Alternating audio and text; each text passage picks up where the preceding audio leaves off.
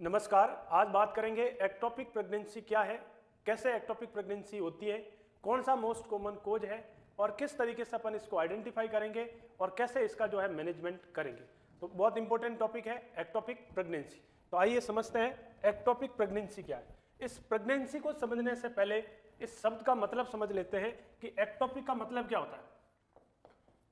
Ectopic का मतलब होता है अबनॉर्मल। क्या होता है? Abnormal implantation.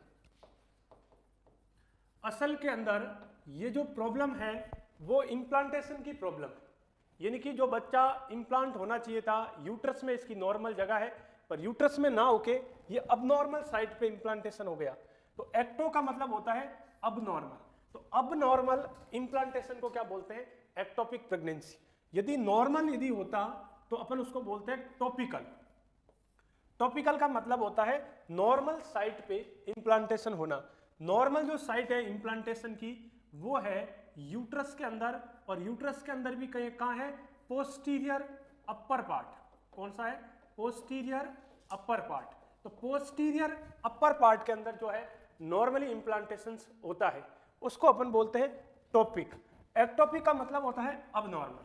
तो this problem is implantation problem. ये जो प्रॉब्लम है वो है इम्प्लांटेशन की प्रॉब्लम है। अब इम्प्लांटेशन जो है वो सबसे मोस्ट कॉमन इम्प्लांटेशन आउटसाइड जो होता है, जो एक्टोपिक प्रेगनेंसी जिसको बोलते हैं, वो होता है फैलोपियन ट्यूब के अंदर। कहाँ होता है? फैलोपियन ट्यूब के अंदर। और फैलोपियन ट्यूब के अंदर भी सबसे ज्यादा वही होगा जहां फर्टिलाइजेशन है। तो फैलोपियन ट्यूब के अंदर फर्टिलाइजेशन कहाँ होता है? एम्पुला वाले पार्ट। कौन से वाले पार्ट पे होता है? एम्पुला। तो फर्टिलाइजेशन जो अक्कर होता है वो होता है एम्पुला वाले पार्ट के अंदर, और वहीं पे जो प्रेगनेंसी है वही इम्प्लांटेशन कर लेती है। इसको अपन एक्टोपिक प्रेगनेंसी में मोस्ट कॉमन जो कारण है या मोस्ट कॉमन जो साइट ऑफ इम्प्लांटेशन की है वो है एक्टोपिक प्रेगनेंसी इन एम्पुला। देखिए डायग्राम से एक बार इसको समझिएगा कि किस तरीके से जो है वो इसका डायग्राम होगा। इधर देखिए, तो ये एक फिम्ब्रिया है, फिर फैलोपियन ट्यूब है ये, और फैलोपियन ट्यूब जो है वो यूट्रस से कनेक्ट होती है। बहुत साइट है, दोनों जो साइट है वो फिम्ब्रिया होती है, और आपस में जो किससे कनेक्ट होती है? फैलोपियन ट्यूब ओवेरी से।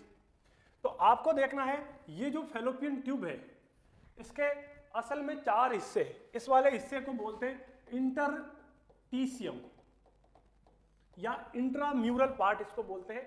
इंटरटीशियम या इंट्राम्यूरल जो पार्ट है वो है तो यूट्रस का ही पार्ट है, पर एक्टोपिक प्रेगनेंसी को समझने के लिए इंट्राम्यूरल पार्ट को हमें समझना जरूरी है। दूसरा वाला जो पार्ट है वो है स्टेमस। सेकंड जो पार्ट है वो स्टेमस है, और नेक्स्ट जो पार्ट है वो है एम्पुला। फिर है इनफंडिबुलम। इनफंडिबुलम के बाद में फिम्ब्रिया, और फिम्ब्रिया के बाद में लार्ज ओवेरियन फिम्ब्रिया जो कनेक्ट होती है ओवेरी से। फिर ओवेरी जो है ओवेरियन लिगामेंट से कनेक्ट होती है। अब इधर से स्पर्म जाएंगे, और स्पर्म जाते जाते फर्टिलाइजेशन कहाँ करेंगे? फर्टिलाइजेशन करेंगे एम्पुला वाले पार्ट। तो फर्टिलाइजेशन जो है, फर्टिलाइजेशन एम्पुला वाले पार्ट पे ही होता है, और यहीं पे जो है स्पर्म और ओवम दोनों आपस में मिल जाते हैं, और यहीं पे जो है वो क्या हो जाता है? इम्प्लांटेशन हो जाता है। ये फैलोपियन ट्यूब के अंदर जो है सबसे कॉमनेस्ट साइट ऑफ इम्प्लांटेशन की है। सेकंड जो है वो हो सकता है स्टेमस पार्ट। फर्स्ट पार्ट कहाँ हो सकता है? एम्पुला के अंदर। सेकंड जो है वो किसके अंदर होगा? स्टेमस के अंदर। और फिर कहाँ हो सकता है? इनफंडिबुलम में। फिर कहाँ हो सकता है? इनफंडिबुलम। तो सबसे ज्यादा खतरा इम्प्लांटेशन का एम्पुला वाले पार्ट पे है, स्टेमस वाले पार्ट पे है, और इनफंडिबुलम वाले पार्ट पे है। ये फैलोपियन ट्यूब में जो है एक्टोपिक प्रेगनेंसी का होने का रेशियो या इनसाइड जो है खतरा जो सबसे ज्यादा यही रहेगा। नेक्स्ट बात करते हैं कि ये प्रेगनेंसी आगे भी हो सकती है, ओवेरी में भी हो सकती है, ओवेरी के अलावा जो है वो सर्विक्स में भी हो सकती है, या फिर एब्डोमेन में भी हो सकती है। ये जो है वो लिस्ट कारण रहते हैं। बाकी जो मोस्ट कॉमन कोज रहते हैं वो फैलोपियन ट्यूब के अंदर रहते हैं। तो ये जो साइट ऑफ इम्प्लांटेशन बताया था ये होती है। अब देखिए समझिएगा कि एक्टोपिक प्रेगनेंसी जब भी किसी को होगी तो इसका क्या अकरेंस है। देखिएगा, वापस नेक्स्ट करता हूं। यदि एम्पुला वाले पार्ट में यदि प्रेगनेंसी ने इम्प्लांटेशन किया है तो मोस्टली जो है बच्चा क्या हो जाएगा, एबॉर्ट हो जाएगा। एम्पुला वाले पार्ट पे क्या हो जाएगा, एबॉर्ट हो जाएगा, और इधर वाले पार्ट में भी एबॉर्ट हो जाएगा। पर इंटरटीशियम वाला जो पार्ट है इसमें एबॉर्शन का रिस्क जो है वो लिस्ट रहता है। क्यों? क्योंकि प्रेगनेंसी को ग्रो करने के लिए यूट्रस इसका क्या कर देगा, सपोर्ट कर देगा। तो ये यूट्रस की साइड पे चली जाएगी, इसलिए ये डेंजरस भी है।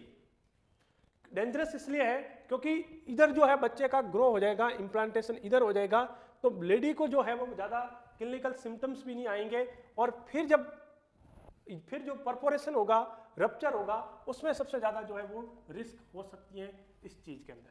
तो बाकी में एबॉर्शन हो सकता है, और कई बार जो है वो रिस्क कैसा भी हो सकता है, एबॉर्शन हो जाए अच्छी बात है, पर कई बार क्या कर जाती है, ट्यूब रप्चर कर जाती है। जब भी ट्यूब रप्चर करेगी ये एक इमरजेंसी सिचुएशन को पैदा कर देगी। जैसे ही इमरजेंसी सिचुएशन होगी तो आप लोगों को जो है तुरंत जो है मेडिकल आपको अटेंशन करने की जरूरत है। तो most common site of tubal abortions भी जो है वो एम्पुला वाले पार्ट में होता है, यानी कि ट्यूबल जो एबॉर्शंस है वो होगा एम्पुला पार्ट पे। इनकी ज़्यादा यहाँ प्रेगनेंसी सक्सेस नहीं है, एबॉर्शन जो है वो ट्यूबल वाले पार्ट पे हो जाएगा। और मोस्ट कॉमन जो रप्चर जो होगा वो इस्टमस वाले पार्ट होगा। यहाँ पे जब भी प्रेगनेंसी होगी तो रप्चर होने का इंसिडेंस सबसे ज़्यादा जो है वो है इस्टमस वाले पार्ट पे। तो रप्चर जो है इस्टमस पे होगा, एबॉर्शन जो ट्यूबल एबॉर्शन होगा एम्पुला वाले पार्ट पे, और लास्ट जो इंटरटीशियम पार्ट है इसमें लॉन्गेस्ट सर्वाइवल है, क्योंकि यूट्रस की साइड पे क्या मिल जाता है, यूट्रस की साइड पे उसको स्पेस मिल जाता है, इसलिए जो प्रेगनेंसी है वो बड़ा ग्रो कर सकती है। बट मैंने आप लोगों को बताया था ये एक डेंजरस सिचुएशन भी कोज कर सकती है।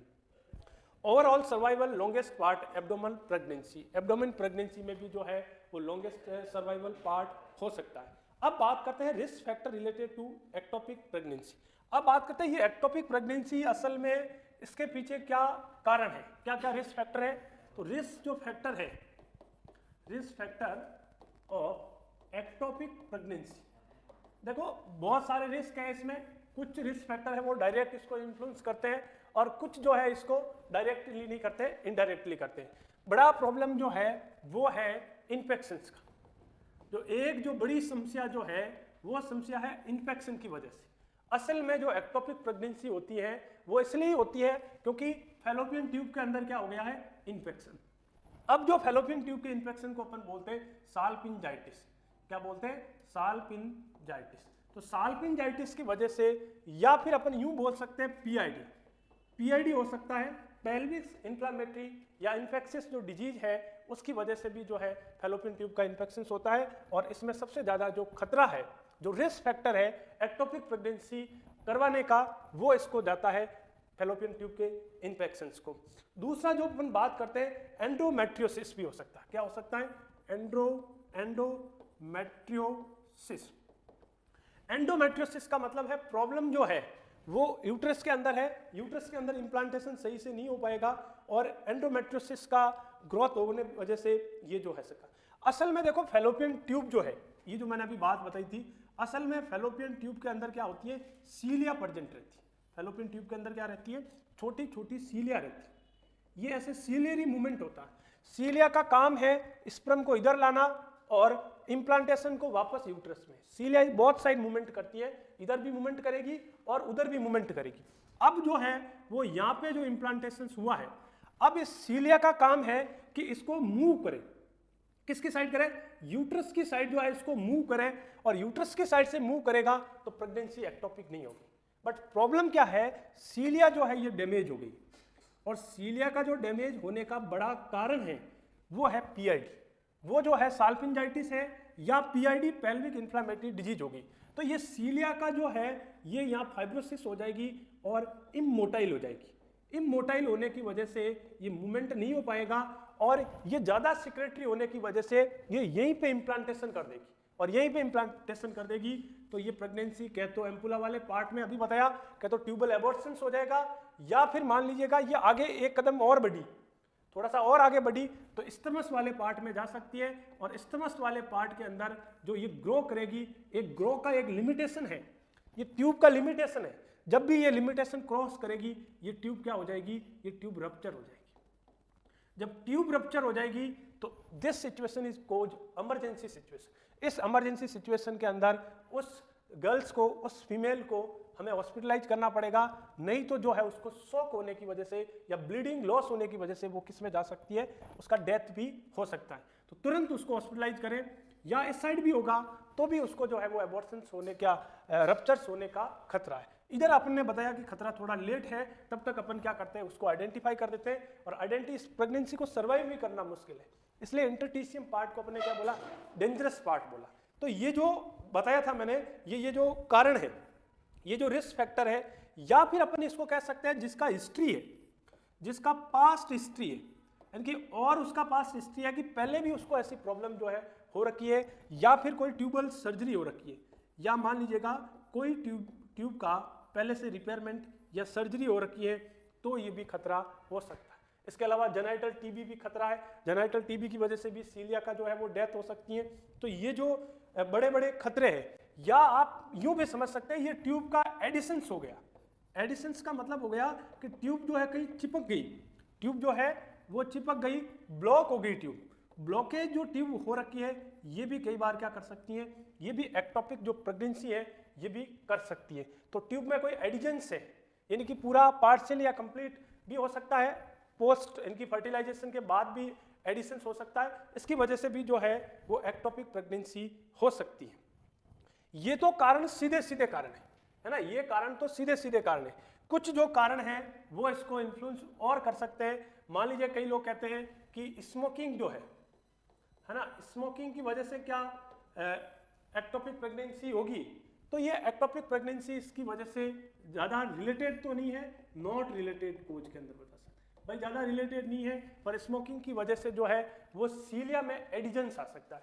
क्योंकि स्मोकिंग का जो डार्क है, ये एक तो हमारी बॉडी से जो है मेटाबॉलिज्म नहीं होता है, दूसरा उसमें एडिजेंस करवा सकता है, और सीलिया का जो है वो डिस्ट्रक्शन करवा सकता है। Smoking is a also main cause of the damage और एडिशंस। ये जो एडिशंस करने का इसका जो है बड़ा कारण है, चिपका सकती है और सीलिया को डाई भी कर सकती है, इसमें इसका रोल हो सकता है। पर अभी इतना ट्यूब के अंदर होना डायरेक्ट जो है रिलेटेड नहीं है, ये नॉट रिलेटेड कोज के अंदर आएगा। या फिर लो सोशियो इकोनॉमिकल स्टेटस, लो सोशियो इकोनॉमिकल स्टेटस, जैसे कई सारे जो पीआईडी वगैरह होना है।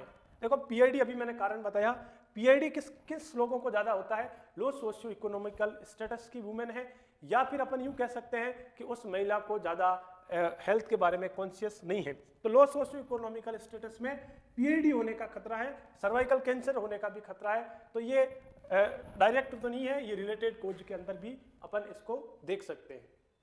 या फिर कई लोग कहते हैं यंग एज में intercourse, young age intercourse, young age जो इंटरकोर्स है ये भी इसको नॉट रिलेटेड कोज के अंदर आता है। और या फिर मल्टीपल पार्टनर, मल्टीपल पार्टनर, तो ये जो चीजें हैं ये चीजें भी क्या कर सकती है, ये भी नॉट रिलेटेड कोज के अंदर अपन इसको पढ़ते हैं। तो नेक्स्ट जो देखिएगा, most risk factor counselling ectopic pregnancy salpingitis, highest risk is tubal surgery. Highest जो रिस्क है, हाईएस्ट जो रिस्क रहेगा वो रहेगा ट्यूबल सर्जरी। हाईएस्ट जो रिस्क है वो अपन किसका बात किया, ट्यूबल सर्जरी। यदि कि किसी को ट्यूबल सर्जरी हो रखा है उसको एक्टोपिक प्रेगनेंसी होने का हाईएस्ट जो है वो रिस्क रहेगा। मोस्ट कॉमन जो है वो काउंसलिंग एक्टोपिक प्रेगनेंसी जो है वो पीआईडी के अंदर बात करते हैं, हाईएस्ट जो रिस्क है वो ट्यूबल बात कर सकते हैं। सेकंड जो कारण हो सकता है, सेकंड जो बेस्ट कारण हो सकता है वो हो सकता है कि यदि कोई फीमेल, सेकंड जो बेस्ट जो कारण है वो है यदि किसी को हिस्ट्री है, ऑलरेडी उसका क्या है पहले से ही हिस्ट्री है, तो अपन उसको जो है सेकंड बेस्ट कारण, भाई जिसका हिस्ट्री होगा उसको डिजीज होने का वापस खतरा रहता है। तो highest risk in tubal surgery, second जो है वो हिस्ट्री है, और ऐसे में अपन ने क्या बोला, पीआईडी या साल्पिंजाइटिस जो है इन्फेक्शन जो है वो मोस्ट कॉमन कोज के अंदर माना गया है। इस risk factor ectopic pregnancy after using contraceptions, कई लोगों का जो है वो कहना है कि क्या कॉन्ट्रासेप्शंस की वजह से, कॉन्ट्रासेप्शन की वजह से क्या एक्टोपिक प्रेगनेंसी हो सकता है क्या, तो कॉन्ट्रासेप्शंस की वजह से एक्टोपिक प्रेगनेंसी का ज़्यादा एविडेंस नहीं देखा गया है, तो ये इसके अंदर नो है। हाँ ये हो सकता है, ये कॉन्ट्रासेप्शंस फेल होने की वजह से हो सकता है। यदि कॉन्ट्रासेप्शन किसी का फेल हो गया, यानी फेल हो गया तो एक्टोपिक प्रेगनेंसी जो है हो सकती है। तो contraception to prevent all type of pregnancy, but including ectopic pregnancy failure to contraceptive, यानी कि कॉन्ट्रासेप्शन तो सारी प्रेगनेंसी को प्रिवेंट करता है, क्या करता है, इसलिए तो भी कॉन्ट्रासेप्शन लगाया, प्रिवेंट दी प्रेगनेंसी, प्रेगनेंसी को क्या करेगा, प्रिवेंट। बट ये फेल हो गया, मान लीजिए आपने कॉपर टी लगाई, कॉपर टी जो है फेल हो गई, तो ट्यूब के अंदर क्या हो जाएगी, प्रेगनेंसी। क्यों, क्योंकि जब कॉपर टी लगी हुई है, कॉपर टी जो लगी हुई है वो कहाँ लगी हुई है, वो यूट्रस के अंदर लगी हुई है, कहाँ लगी हुई है, यूट्रस के अंदर लगी हुई है। जब यूट्रस के अंदर कॉपर टी लगी हुई है तो यहाँ पे इम्प्लांटेशन होने का जो है वो रिस्क नहीं रहेगा, और वहाँ पे यदि ये फेल कर गया, यदि कॉन्ट्रासेप्शन काम नहीं किया, तो जो है वो कहाँ हो सकती है, वो ट्यूब के अंदर प्रेगनेंसी हो सकती है। बाकी कॉन्ट्रासेप्शन जो है प्रेगनेंसी को प्रिवेंट करता है। ये जो बात है, अब देखिए, अब जो है इसके अंदर जो आप आइडेंटिफाई कैसे करेंगे, यदि कोई फीमेल प्रेग्नेंट है, यदि मान लीजिएगा कोई फीमेल जो है वो प्रेग्नेंट है, तो अपन उस प्रेगनेंसी में कोई ब्लीडिंग आ रही है, यानी कि मान लीजिएगा कोई भी फीमेल जो है वो प्रेग्नेंट है और वो अभी हॉस्पिटल में आई है और उसका ब्लीडिंग जो है प्रेजेंट है, ब्लड जो आ रहा है वेजाइना से, तो उसमें 3 कारण हो सकते हैं। एक कारण हो सकता है एक्टोपिक प्रेगनेंसी, एक हो सकता है एपीएच एंड पार्टम हेमरेज हो सकता है, और एक जो है वो जो प्रॉब्लम यूट्रस के अंदर जो है उसकी वजह से भी आ सकता है, जिसके अंदर जो है कई सारे ग्रोथ हो रखी है यूट्रस के अंदर, मान लीजिएगा एससीजी का लेवल भी बढ़ा हुआ है, एंडोमेट्रियोसिस जो है हो रखा है, तो उसकी वजह से भी हो सकता है, किसी भी प्रॉब्लम की वजह से भी जो है इसके अंदर देखा गया है। तो एक्टोपिक प्रेगनेंसी की बात करेंगे अपन ओनली ऑन आज, कि एक्टोपिक प्रेगनेंसी में जो ब्लीडिंग है वो हो सकती है जब प्रेगनेंसी रप्चर कर जाए तो वेजाइनल ब्लीड हो सकता है, क्या हो सकता है, वेजाइनल ब्लीड हो सकता है। तो एक्टोपिक प्रेगनेंसी में ब्लीडिंग जो है नॉर्मल रहेगी, पर अपन इसको आइडेंटिफाई कैसे करेंगे, अपन इसको आइडेंटिफाई करेंगे, टेस्ट करेंगे, कुछ जो है वो टेस्ट करेंगे। टेस्ट के अंदर यदि एससीजी का लेवल देखेंगे, नॉर्मल प्रेगनेंसी में एससीजी का लेवल जो है 48 आवर्स में क्या हो जाता है, 48 आवर्स में डबल हो जाता है, 48 घंटे में एससीजी का लेवल जो है वो क्या हो जाएगा, डबल हो जाएगा। जबकि एक्टोपिक प्रेगनेंसी में 48 आवर्स में एससीजी का लेवल है वो डबल नहीं होगा, तो ये भी मान सकते हैं कि उसको जो है वो क्या हो सकती है, एक्टोपिक प्रेगनेंसी हो सकती है। तो एससीजी जो है वो डबल नहीं होगा। नॉर्मल प्रेगनेंसी में एससीजी का लेवल मान लीजिएगा 15 इंटरनेशनल यूनिट, 1500 जो इंटरनेशनल यूनिट है ये इसका नॉर्मल रहता है, और 48 घंटे में इसका क्या हो जाएगा, डबल हो जाएगा। तो 48 घंटे में यदि डबल हो रहा है तो अपन इसके बारे में देख सकते हैं कि ये नॉर्मल प्रेगनेंसी है, नहीं तो अपन उसको क्या बोलेंगे, एक्टोपिक प्रेगनेंसी। दूसरा जो टेस्ट करेंगे वो अपन करेंगे यूएसजी, वो क्या करेंगे, यूएसजी। देखिए यूएसजी के अंदर, सोनोग्राफी के अंदर हमें ई-सेंट्रिक, या फिर अपन जो है यूट्रस के अंदर जो है एक तरफ से जो यूट्रस में ई-सेंट्रिक जो है वो नॉर्मल होता है, ई-सेंट्रिक जो है वो यदि हमें दिख रहा है तो इसका मतलब प्रेगनेंसी नॉर्मल है। और एक्टोपिक प्रेगनेंसी में कैसा होगा, सेंट्रिक होगा। बच्चे का जो जेस्टेशनल सेक है, जो जेस्टेशनल सेक है वो हमें सेंट्रिक में मालूम होगा, सेंटर के अंदर मालूम होगा, एक कारण ये है। इसके अलावा और यदि हमें अच्छा टेस्ट करना है, और अच्छा टेस्ट करना है तो हमें करना पड़ेगा दोनों टेस्ट करने के। बेस्ट जो टेस्ट है, बेस्ट पहला है एससीजी का लेवल देखें, और दूसरा है साथ साथ इसमें टीवीएस करवाएं, ट्रांस वेजाइनल सोनोग्राफी करवाएं। ट्रांस वेजाइनल सोनोग्राफी बताएगा कि इम्प्लांटेशन कहाँ हो रखा है, तो इम्प्लांटेशन का जो जगह है वो टीवीएस बताएगा, और टीवीएस के साथ में अपन क्या देखेंगे, एससीजी का लेवल देखेंगे। और यूट्रस के अंदर जो है हमें कोई सेक नजर नहीं आएगा, नो सेक, नो जेस्टेशनल जो सेक है, वो जेस्टेशनल सेक जो है वो हमें यूट्रस के अंदर नजर नहीं आएगा, और वो फैलोपियन ट्यूब के अंदर नजर आएगा। तो ये बेस्ट जो टेस्ट है ये इसके अंदर रहेगा। इसके अलावा अपन बात करेंगे कि यदि ये रप्चर हो गई, ये रप्चर हो गई या पेशेंट शॉक में चला गया है, तो हमें इसको कैसे मैनेज करना है।